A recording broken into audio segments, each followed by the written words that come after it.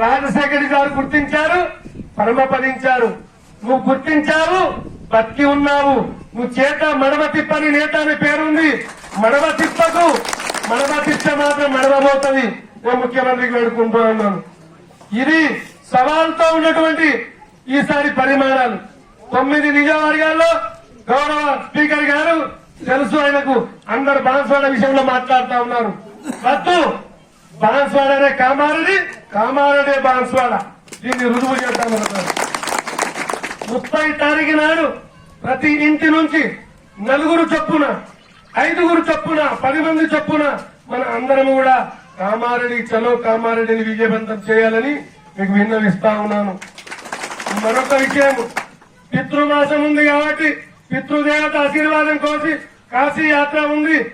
Secretary ముఖ్యరించడానికి Kashi యాత్ర హైదరాబాద్ చివరికి అప్పగిస్తున్నాం.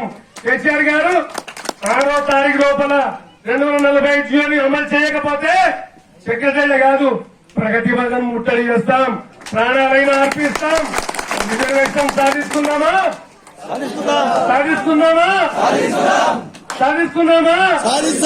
GO అమలు చేసుకున్నామా? ఇది మన ముఖ్యమంత్రిపై ఉన్నటువంటి భారం. 3వ తారీఖు నాడు నేను దేవకినేని ఠాగూర్ గారు పర్మిషన్ ఇవ్వడం జరిగింది. 3వ తారీఖు రండి, మోదీ నుంచి కానీ అమిత్ షా నుంచి ముఖ్యమంత్రికి నేను లెటర్ రాపిస్తానని హామీ ఇచ్చారు. ఈ పంచమిలో మీరందరూ దర్శనానికి పోండి, తొందరగా రిటర్న్ ఇంటికి చేరండి. 2వ తారీఖు అనౌన్స్ చేయడం జరిగింది. ఈ తారీఖుని మనం అందరూ విజయవంతం చేద్దామా?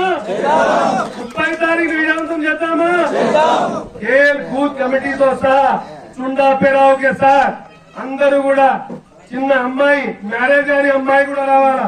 స్టూడెంట్ తొందర 10వ తరగతి పైన వాళ్ళు కానీ 8వ తరగతి పైన వాళ్ళు కూడా రావాలా.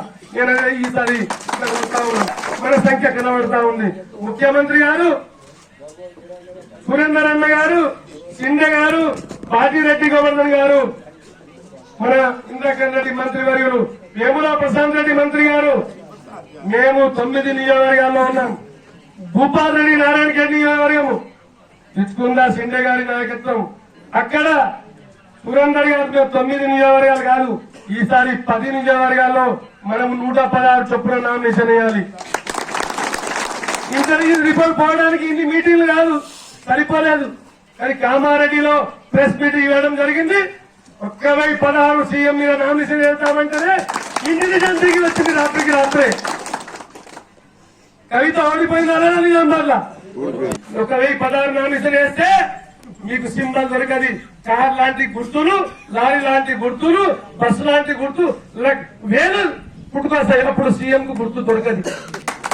ఈ కారు ఉన్నది, నీ కారు ఫలారైపోతాయి. రవాణా సమాధానం అనుకుంటే కారు గుర్తు దొరకకుండా చేస్తాం. ఇది నా ముఖ్యమైన విన్నపం. కాంగ్రెస్ వాళ్ళు కావచ్చు, మన బీజేపీ వాళ్ళు కావచ్చు, సిపిఐ కావచ్చు, సిపిఎం కావచ్చు, అన్ని పార్టీలకు అంటూ ఉన్నాను. ఈరోజు అన్ని పార్టీలు మేనిఫెస్టోలో వేయండి. 15 రోజులు మిగిలింది. కురుక్షేత్రంలో లొల్లి జరిగింది. ఇంత పెద్ద 7 లక్షల పాండవులు, 11 లక్షల కౌరవులు, 18 లక్షల జనాభా 15 రోజులనే ఖతం అయిపోయింది. 10 మంది మిగిలిన యుద్ధానికి పాండవులు. ఈ యుద్ధం కూడా అటువంటిది. ఇది కూడా కర్మకాండాలు మోసే కాశీ యాత్ర. ఇది మనకు మిగిలింది 11 రోజులే. వాళ్ళకు 18 రోజులు మిగిలింది, మనకు 11 రోజులే మిగిలింది. మన 11 రోజుల ఏకాదశి అంటారు. ఈ రోజు ఏకాదశి, మళ్లీ ఏకాదశి వరకు హైదరాబాద్ ముట్టడిద్దాం. మళ్లీ 6వ తారీఖు వరకు మనము అందరం కూడా, నాపై అపోహలుంటే తీసేయండి.